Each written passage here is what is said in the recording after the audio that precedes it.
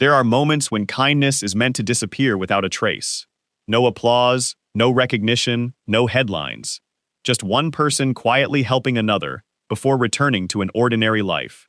Most people believe those acts remain hidden forever, but every once in a while, something impossible happens. A secret that should have stayed buried somehow finds its way back into the light. Imagine making a generous donation through every privacy measure available. You hide your identity, decline public recognition, use a private giving portal, and leave believing that no one, not even the organization receiving the money, could ever connect your name to the gift. Then, only days later, you walk into a room filled with complete strangers, and someone you've never met looks directly at you, smiles, and publicly thanks you by your full name. Not because you told them, not because anyone standing beside you recognized you, but because somehow, they already knew. Today's story is inspired by real acts of anonymous generosity and real situations where charitable records, family histories, and unexpected connections have resurfaced years later. Some names, locations, and identifying details have been changed to protect privacy. Before we go any deeper, let us know in the comments where you're watching from. We'd love to hear from you. And don't forget to hit that subscribe button so you never miss any of our upcoming videos. Because sometimes the greatest mystery isn't the gift itself. It's how someone discovers the person who gave it. Emily Brooks believed she had done everything possible to remain anonymous. At 47 years old, privacy wasn't simply something she appreciated, it had become a principle she lived by. She had built a successful career as a financial advisor, lived quietly outside a small American city, and rarely spoke about her personal accomplishments. Years earlier, after watching her own family survive one of the most difficult periods of their lives through the quiet generosity of complete strangers, Emily made herself a promise. If she ever reached a place where she could help someone else, she would do it without expecting gratitude or recognition. Over the years, she quietly donated to children's hospitals, food banks, scholarship funds, veterans organizations, and emergency relief programs.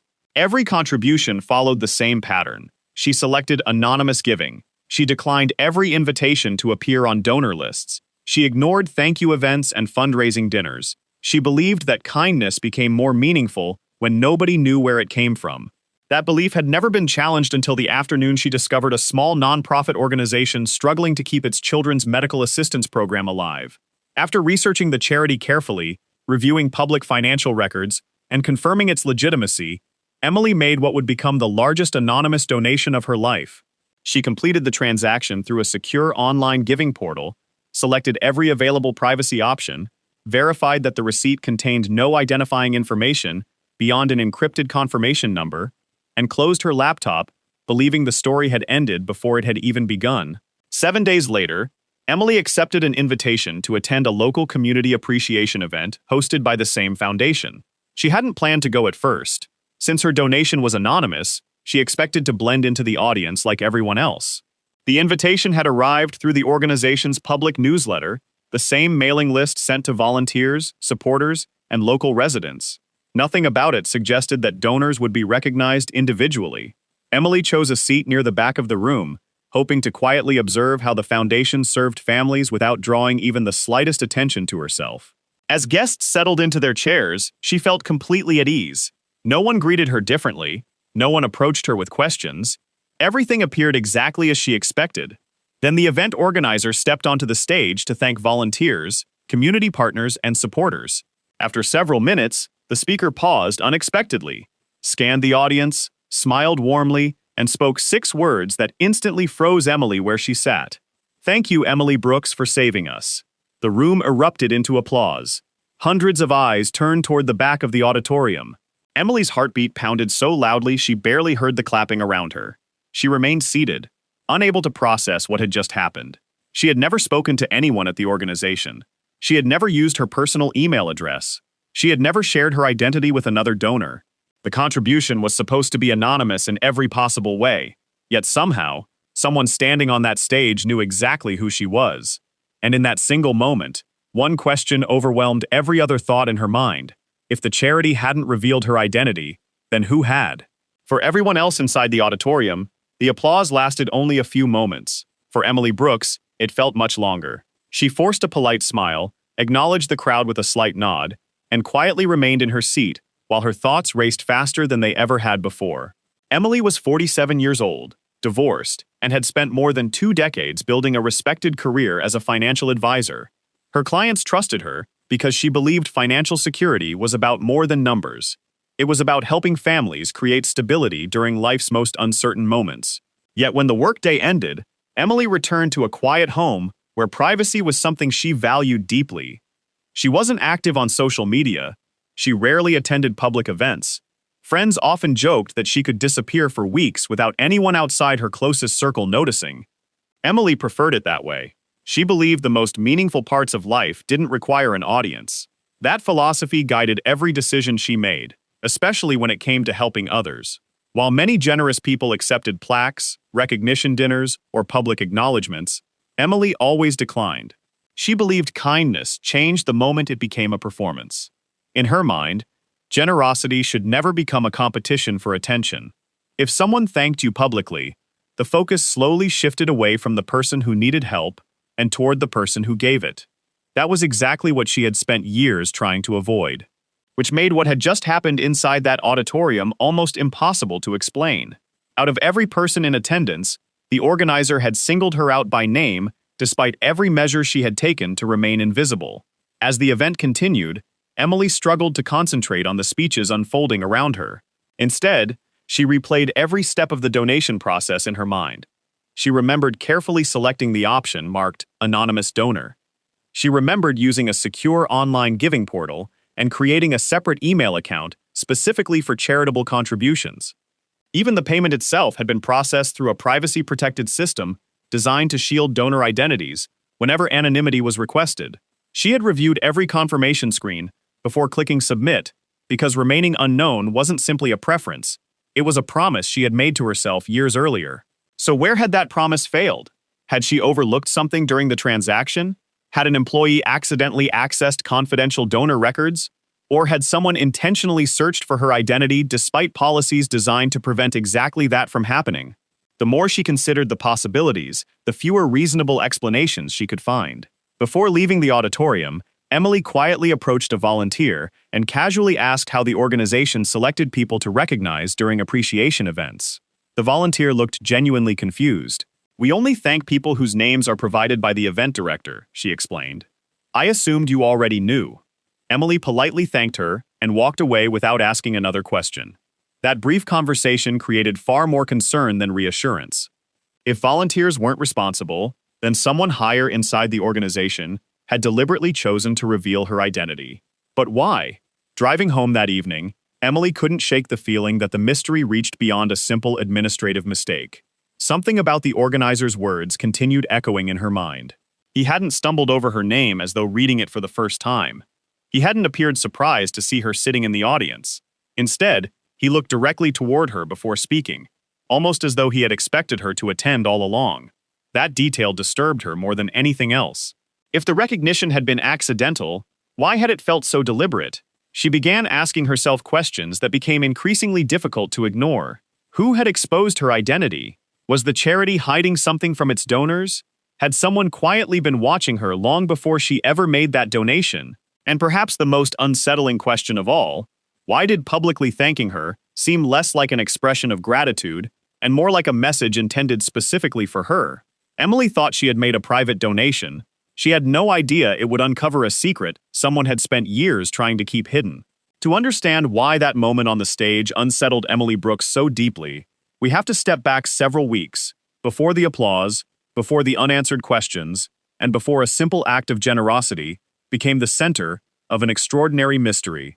On the surface, Emily's life appeared remarkably ordinary. Every weekday began before sunrise, with a quiet cup of coffee on the back porch of her modest home just outside the city. She wasn't interested in luxury, despite earning a comfortable income as a financial advisor.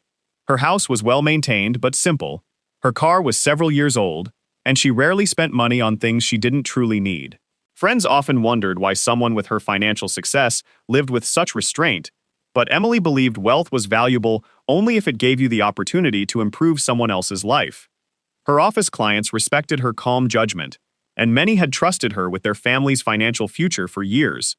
When the workday ended, however, Emily slipped back into a quiet routine that very few people knew about. After dinner, she often sat at her home computer, reviewing charitable organizations, researching financial reports, reading impact statements, and quietly searching for people she could help.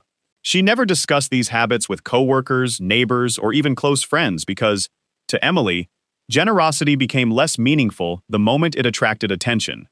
Helping others wasn't something she wanted attached to her reputation. It was simply something she believed was the right thing to do. Over the years, Emily developed a personal tradition that became as important to her as any holiday or family celebration. At the end of every quarter, she set aside part of her earnings for anonymous giving. Some years, she helped children's hospitals purchase medical equipment. Other years, she contributed to food banks serving struggling families, scholarship funds helping first-generation college students, veterans assistance programs supporting former service members, or animal rescue organizations caring for abandoned pets. Every donation followed exactly the same pattern. She carefully researched each organization, confirmed its financial transparency, completed the transaction through secure channels, and selected every available option that protected her identity. She never attended ceremonies honoring donors. She declined thank you letters whenever possible. She didn't want buildings named after her or plaques mounted on walls. She believed that once generosity became connected to recognition, something important was quietly lost. The focus shifted away from the people receiving help and toward the people providing it. Emily never wanted that. She wanted struggling families to feel hope, not obligation. She wanted children receiving treatment to know someone cared, without feeling indebted to a stranger they would never meet.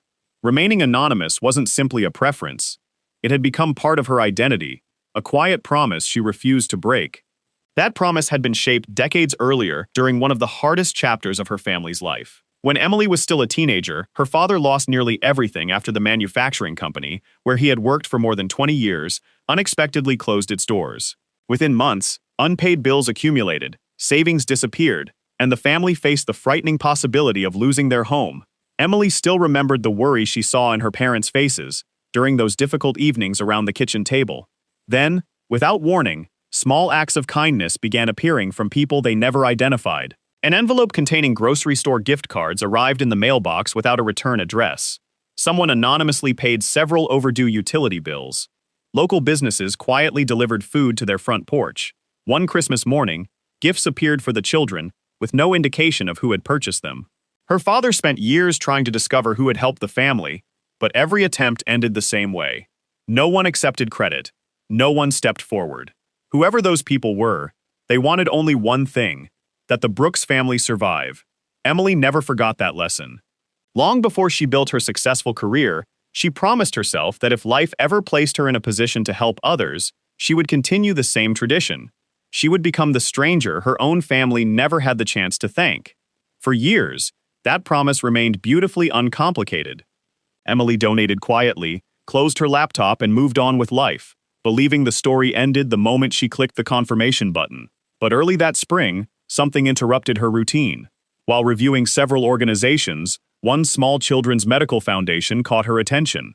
The charity was struggling financially after losing a major source of funding, and public records showed that several important treatment programs for seriously ill children were in danger of shutting down unless emergency support arrived quickly. Emily studied the organization's reports longer than usual. Something about their mission reminded her of the people who had once quietly rescued her own family. She opened the donation page more than once, then closed it again. She hesitated for reasons she couldn't fully explain. Perhaps it was the unusually large amount she was considering giving. Perhaps it was simply a feeling she couldn't put into words. Whatever the reason, this donation felt different from every one that had come before it. She almost talked herself out of making it. But after several minutes of reflection, she took a deep breath, entered the amount, selected the anonymous option, and clicked the final confirmation button. It seemed like one ordinary decision made during an ordinary evening. Emily had no way of knowing that one click on her computer would unknowingly connect her to someone who had been searching for answers for decades. The Children's Medical Foundation stayed on Emily Brooks's mind long after she first discovered it. Unlike many organizations she had supported over the years, this one seemed to be standing at a crossroads. Public financial reports showed declining donations. Local news articles described families worried about losing access to specialized treatment programs, and the Foundation's annual report openly acknowledged that several services might be suspended without immediate financial support. Emily approached the situation the same way she approached every important financial decision in her professional life. She verified the organization's nonprofit registration, examined tax filings, reviewed independent charity ratings, and searched for any history of financial misconduct. Everything she found pointed in the same direction. The foundation appeared legitimate, transparent, and genuinely committed to helping children whose families had nowhere else to turn. After several evenings of careful research, Emily reached the conclusion she always hoped to reach before making a contribution. This was an organization she could trust. Sitting alone in the quiet of her home office, she opened the secure donation portal one final time.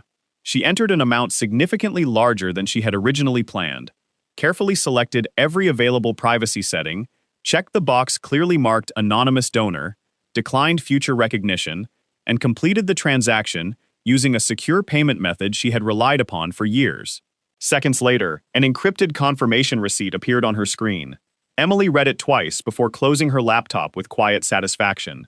As far as she was concerned, another anonymous act of kindness had reached its destination. The matter was finished, or so she believed. For the next few days, life unfolded exactly as it always had. Emily returned to meeting clients, reviewing investment portfolios, and helping families prepare for retirement. Nothing seemed unusual until late one Tuesday afternoon when her cell phone rang during a break between appointments. The caller ID displayed a number she didn't recognize. Assuming it was another marketing call, she let it ring until it stopped. There was no voicemail. She barely gave it another thought. The following morning, the same number called again. Once more, no voicemail appeared after the call ended. By the end of the week, the unfamiliar number had appeared several more times, always at different hours of the day, always ending the same way. Emily considered blocking it, but hesitated. Professional clients occasionally called from temporary numbers while traveling, and she didn't want to risk ignoring someone who genuinely needed assistance. Still, something about the repeated calls unsettled her. Whoever was trying to reach her seemed remarkably patient. They never left a message explaining who they were or why they were calling. They simply kept trying. Emily told herself there had to be an ordinary explanation. Perhaps it was a wrong number. Perhaps someone had accidentally entered her contact information. She refused to let her imagination create problems where none existed, yet the timing felt difficult to ignore. The calls had begun only days after she submitted the anonymous donation. She reminded herself that the two events were almost certainly unrelated. Even so, the coincidence lingered in the back of her mind. The following Saturday morning, Emily walked to her mailbox, expecting nothing more than utility bills and weekend advertisements. Among the stack of ordinary envelopes rested a small cream-colored card with no return address, no postage identifying where it had been mailed, and no logo from any organization. Curious, she carried it inside and carefully opened it at her kitchen table. There was no greeting, no signature, no explanation, just one handwritten sentence positioned neatly in the center of the card. "We finally found you." Emily stared at the words for several long moments. The handwriting was unfamiliar, neat, and deliberate. She immediately turned the envelope over again, searching for any clue that might identify the sender, but there was nothing. No fingerprints visible on the paper, no initials, no reference to the charity. Her first reaction was practical. She assumed someone was attempting to frighten her into responding. Perhaps it was an elaborate scam designed to make recipients reveal personal information through curiosity or fear. She placed the card back inside the envelope, deciding the smartest choice was simply to ignore it. But over the next several days, another strange pattern emerged. One invitation arrived asking her to attend a private donor appreciation dinner she had never agreed to join. Then another invited her to an exclusive community recognition event. Soon afterward, a third envelope appeared, encouraging her to participate in a celebration honoring anonymous supporters. None of the invitations explained how they knew she existed. None referred directly to her donation. Yet every one of them arrived addressed to Emily Brooks. At first, Emily believed it was a scam. Then the invitations began arriving. The growing stack of invitations finally convinced Emily Brooks that ignoring the situation was no longer an option. What had started as a single, unsettling phone call had evolved into something far more difficult to dismiss. Whoever was sending these invitations clearly knew her name, knew where she lived, and somehow knew about a donation that was never supposed to be connected to her identity. The following Monday morning, Emily contacted the Children's Medical Foundation directly. She deliberately avoided mentioning the anonymous donation at first, and instead asked to speak with someone responsible for donor relations. After being transferred through several departments, she calmly explained that she had attended the recent appreciation event and wanted to understand how certain supporters had been selected for public recognition. The representative sounded genuinely puzzled by the question. According to the foundation's written policies, anonymous donors remained anonymous unless they personally requested otherwise. Emily then revealed that she had made a private contribution only weeks earlier and had specifically selected every available privacy option. The representative immediately apologized for her experience and assured her that donor identities were protected through encrypted systems managed by an independent payment platform. She explained that ordinary employees had no ability to view anonymous donor information and that only a very small number of authorized financial officers could access limited transaction records for accounting purposes. Even those records, she insisted, never displayed complete identifying information for donors who had requested privacy. The explanation sounded sincere, but it answered none of Emily's questions. If no employee could see her identity, how had the event organizer confidently thanked her by name in front of an entire room? Emily refused to rely on assumptions. Her career had taught her that facts always mattered more than emotions, so she approached the mystery the same way she would investigate an unusual financial discrepancy for one of her clients. She contacted an independent cybersecurity consultant recommended by a longtime colleague and asked whether encrypted donation systems were vulnerable to accidental exposure or outside attacks. After reviewing the information she provided, the consultant found no evidence suggesting a data breach had occurred. Public reports showed no known security incidents involving the foundation or its donation platform. The consultant explained that modern payment systems routinely separated financial transactions from public donor records, making unauthorized identification extremely difficult under normal circumstances. While no digital system could ever be considered completely immune from cybercrime, there were no warning signs indicating that hackers had compromised donor information in this case. Emily thanked him for his time, but left the conversation feeling even more unsettled than before. If the charity hadn't exposed her identity and there was no indication that computer systems had been compromised, then someone had learned her name another way. That possibility disturbed her far more than the idea of an ordinary security failure. It suggested knowledge rather than theft. It suggested intention rather than accident. Over the next several evenings, Emily transformed her dining room into a temporary investigation workspace. Bank statements covered one side of the table. Printed donation receipts filled another. Old email confirmations stretched back more than a decade, organized carefully by date and organization. She reviewed every charitable contribution she had made during the previous 15 years, searching for even the smallest inconsistency. She examined payment confirmations, mailing addresses, account histories, and archived tax documents. Every transaction appeared exactly as it should. Anonymous donations had remained anonymous. Financial records balanced perfectly. Email accounts showed no unusual activity. The handwritten card reading, "We finally found you," rested beside her laptop as a constant reminder that somewhere inside thousands of ordinary documents, one missing piece still waited to be discovered. Hour after hour, Emily found nothing that explained how anyone could have connected her identity to the latest contribution. The mystery seemed to grow deeper with every file she opened. Then, just as she considered ending the search for the night, her attention settled on a small detail she had overlooked dozens of times before. It appeared in receipt after receipt, year after year, regardless of which charity had received the donation. Children's hospitals, food banks, scholarship foundations, veterans organizations, animal rescues. Every anonymous contribution shared one identical characteristic. Although the charities themselves were completely different, the payment processing company listed at the bottom of each receipt was exactly the same. 15 years of private generosity had quietly passed through one company she had never bothered to question because it had always seemed routine. At first, the discovery looked like nothing more than a coincidence. Large payment processors often serve thousands of nonprofit organizations across the country. Yet the more Emily examined the records, the more unusual the pattern became. Some charities were located hundreds of miles apart and had no public connection to one another. Yet every transaction had traveled through the same processing network before reaching its destination. Emily searched the company's corporate history, executive leadership, and public records, expecting to find nothing beyond ordinary financial services. Instead, she noticed something she couldn't immediately explain. Years earlier, the company had quietly merged with another nonprofit administrative organization, specializing in legacy donor management and historical charitable records. It sounded harmless enough, but the phrase lingered in her mind.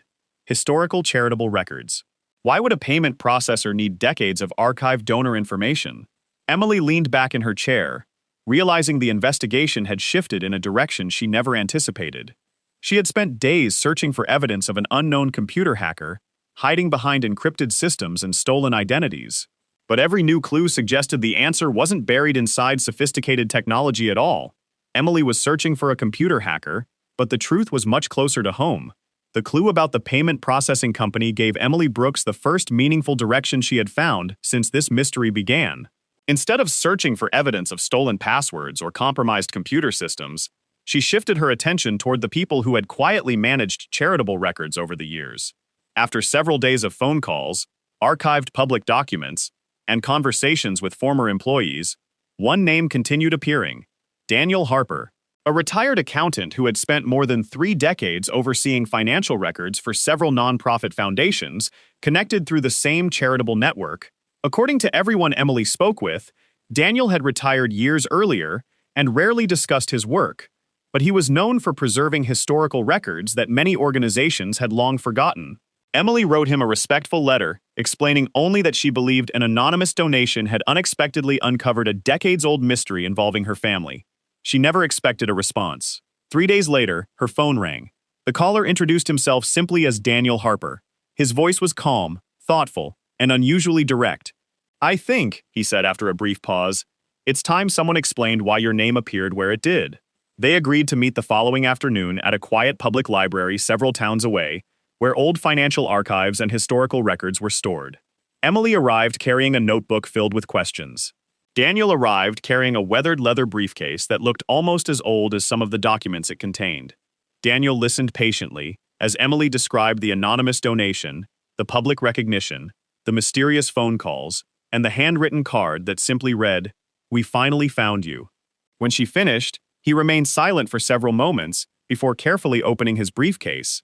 Inside rested several aging folders tied together with faded cloth ribbons. The papers were worn with time, but meticulously organized. Daniel explained that decades earlier, a number of charitable organizations across several states had quietly formed an informal network dedicated to helping families experiencing unexpected financial hardship. Unlike many public fundraising campaigns, this network operated with extraordinary privacy. Donors rarely knew the identities of the families they helped, and recipients almost never discovered who had provided assistance. The goal wasn't recognition, it was dignity. Families received support without feeling publicly exposed, and donors gave without expecting gratitude. Over time, participating organizations preserved confidential historical records, not to identify donors publicly, but to ensure promises made through the network would not be forgotten. Daniel slowly turned one of the folders toward Emily. Printed neatly across the top was her family name. Emily stared at it in disbelief. She had never contacted this organization before making her recent donation, yet somehow, records connected to her family had been quietly preserved for decades. As Daniel carefully unfolded the aging documents, Emily found herself looking at records that reached back to the most difficult period of her childhood. There were copies of anonymous assistance requests submitted when her father's manufacturing job disappeared, notes documenting grocery vouchers delivered without signatures, records of utility bills quietly paid by unidentified donors, and letters exchanged between nonprofit coordinators who had worked tirelessly to protect struggling families from embarrassment while helping them rebuild their lives. Then Daniel removed one final sheet of paper, noticeably older than everything else. Unlike the typed financial records surrounding it, this page contained only a few handwritten sentences. He explained that the note had been placed inside her family's confidential file many years earlier by one of the senior coordinators overseeing the charitable network. It wasn't addressed to Emily or her parents specifically. Instead, it served as a quiet reminder of the values that guided everyone involved. The note read, "If this family ever stands again, let them help someone else." Emily felt her eyes begin to fill with tears. Without realizing it, she had spent 15 years honoring a promise she never even knew existed. Every anonymous donation she had made, to hospitals, food banks, scholarships, veterans organizations, and animal rescues, had quietly continued a tradition that began long before she ever entered adulthood. Her recent contribution hadn't simply supported a struggling children's medical foundation, it had completed a circle of generosity that had remained unbroken across generations. Daniel finally explained the answer to the question that had haunted Emily since the night of the charity event. The organizer had never guessed her identity, and no employee had improperly accessed encrypted donor records.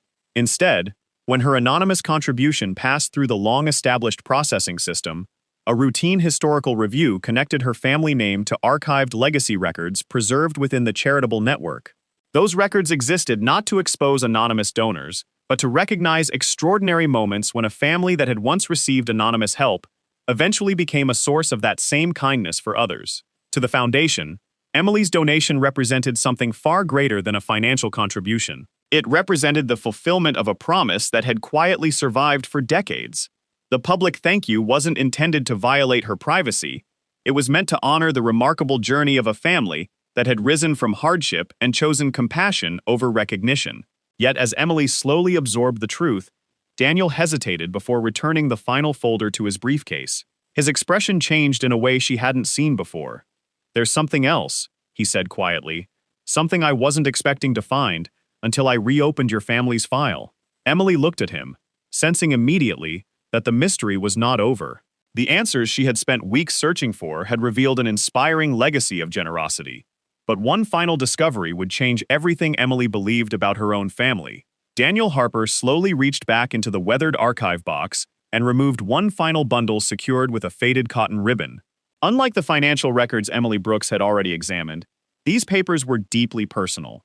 Their edges had yellowed with age, the ink had begun to fade, and each page carried the unmistakable signs of having been carefully preserved for decades. Daniel placed the bundle gently on the table between them before quietly explaining that these documents had never been intended for public records. They had been saved only because they represented something far more valuable than financial transactions. They told the human story behind every anonymous act of generosity. Emily carefully untied the ribbon and unfolded the first letter. Almost immediately, she recognized the handwriting. It belonged to her late father. Although many years had passed since his death, she would have recognized the way he formed each letter anywhere. The short message had been written after their family regained financial stability. It wasn't addressed to a specific person, because her father never knew who had helped them. Instead, he simply thanked the unknown individuals whose compassion had carried his family through the darkest chapter of their lives. Near the bottom of the page, one sentence stood out above everything else. "Kindness should never end with the person who receives it." Emily quietly read the words several times, remembering how often her father spoke about gratitude without ever expecting to discover the names of those who had stood beside them when no one else could. Daniel then handed her another letter stored inside a separate protective sleeve. This one was older, much older. The paper itself had become fragile, and the handwriting belonged to someone Emily had never met. According to the accompanying notes, the letter had been written years before her father composed his own message. It came from one of the anonymous donors who had quietly contributed to the charitable network that supported struggling families across several states. Emily slowly read through the page, expecting to find routine correspondence between volunteers. Instead, she found herself staring at a sentence that immediately sent chills through her. Almost word for word, it matched the message her father had written years later, without ever knowing this earlier letter existed. "Kindness should never end with the person who receives it." Emily lowered both letters onto the table and looked toward Daniel in complete silence. Neither writer had ever met the other. There had been no opportunity to exchange ideas, no shared conversations, and no public recognition connecting their lives. Yet somehow, separated by years and circumstances, they had expressed exactly the same belief using almost identical words. At that moment, Emily realized that generosity wasn't simply moving from one person to another. It was passing from one generation to the next, quietly shaping lives that would never know how deeply they had become connected. As Daniel carefully gathered the remaining papers, one small photograph slipped from the bottom of the archive box and landed face up on the table. Emily instinctively reached down to pick it up. The faded image showed several volunteers standing outside an old community center many years earlier. Time had softened nearly every face until most people were difficult to recognize. Along the bottom edge, several names had faded completely, leaving only handwritten initials beside one individual standing near the back of the group. Emily froze. Those initials looked remarkably familiar. She had seen them before, though she couldn't immediately remember where. Moments later, the memory returned with astonishing clarity. Hanging in the hallway of her childhood home had always been an old black-and-white photograph of local volunteers helping rebuild neighborhood homes after a severe storm decades earlier.